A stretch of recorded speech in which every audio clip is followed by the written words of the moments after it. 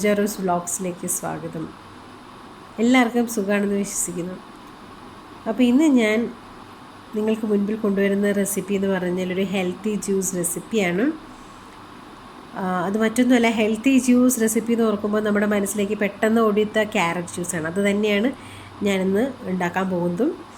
അപ്പോൾ ക്യാരറ്റിൻ്റെ ബെനിഫിറ്റ്സിനെ കുറിച്ച് നമുക്ക് എല്ലാവർക്കും അറിയാമല്ലോ. ക്യാരറ്റ് നമ്മുടെ സ്കിന്നിൻ്റെ ബ്രൈറ്റനിങ്ങിനും സ്കിൻ ഹെൽത്തിനും സ്കിൻ ടോൺ ഇമ്പ്രൂവ് ചെയ്യാനും ഒക്കെ വളരെ നല്ലൊരു ജ്യൂസാണ് ക്യാരറ്റ് ജ്യൂസ്. നമുക്കത് പച്ചയായിട്ടും ജ്യൂസായിട്ട് നമുക്ക് കഴിക്കാം. ചിലരത് പ്യൂരി ആയിട്ട് ആ ജ്യൂസ് ക്യാരറ്റ് ജ്യൂസ് പ്യൂരി ആയിട്ട് അത് അരിക്കാതെ അത് കഴിക്കുന്നുണ്ട്. അല്ലാതെ ക്ലിയർ ജ്യൂസായിട്ടും ക്യാരറ്റ് ജ്യൂസ് കുടിക്കുന്നവരുമുണ്ട്. അപ്പോൾ അത് കുടിക്കുന്നതിൻ്റെ ഉത്തമ ടൈം എന്ന് പറയുന്നത് രാവിലെയാണ്.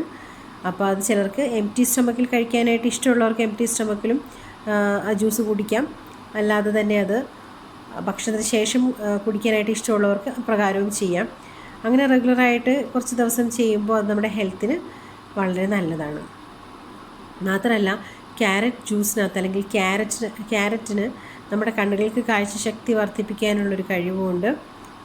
അതുമാത്രമല്ല ക്യാരറ്റിന് നമ്മുടെ ബോൺ ഹെൽത്ത് ഇമ്പ്രൂവ് ചെയ്യാനുള്ളൊരു കഴിവ് കൂടിയുണ്ട്. അതിനകത്ത് കാൽഷ്യവും വൈറ്റമിൻ കെയും അടങ്ങിയിട്ടുണ്ട്. അത് ബോൺ ഹെൽത്തിന് വളരെ നല്ലതാണ്.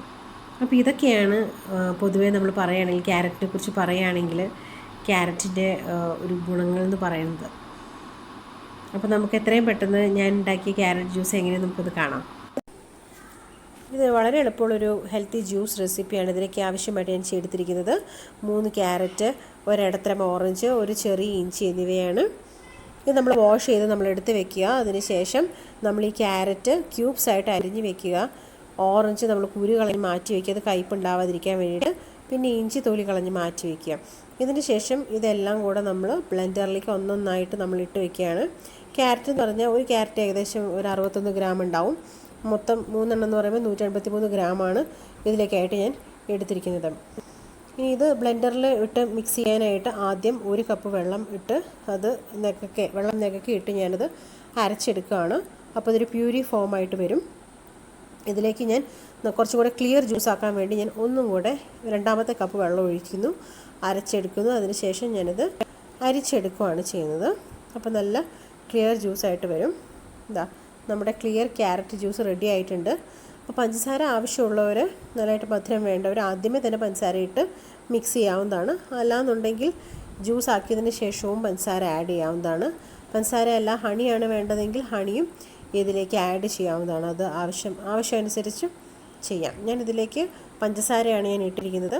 ജ്യൂസ് ആക്കിയതിന് ശേഷമാണ് ഞാനിത് ബ്ലെൻഡ് ചെയ്തിരിക്കുന്നത്. കാരണം കുട്ടികൾക്കും നമുക്കും സെപ്പറേറ്റ് ആയിട്ട് എടുക്കാൻ വേണ്ടിയിട്ടാണ് അങ്ങനെ ചെയ്തിരിക്കുന്നത്. അപ്പോൾ നമ്മുടെ ക്ലിയർ ക്യാരറ്റ് ജ്യൂസ് റെഡി ആയിട്ടുണ്ട്. വളരെ ഹെൽത്തി ആയിട്ടുള്ള ഒരു ജ്യൂസ് റെസിപ്പിയാണ്. അപ്പോൾ എല്ലാവരും മറക്കാതെ ട്രൈ ചെയ്യുക. വളരെ ഹെൽത്തിയാണ്. അപ്പോൾ അടുത്ത വീഡിയോയിൽ വീണ്ടും കാണുന്നവരെ എല്ലാവർക്കും ബൈ.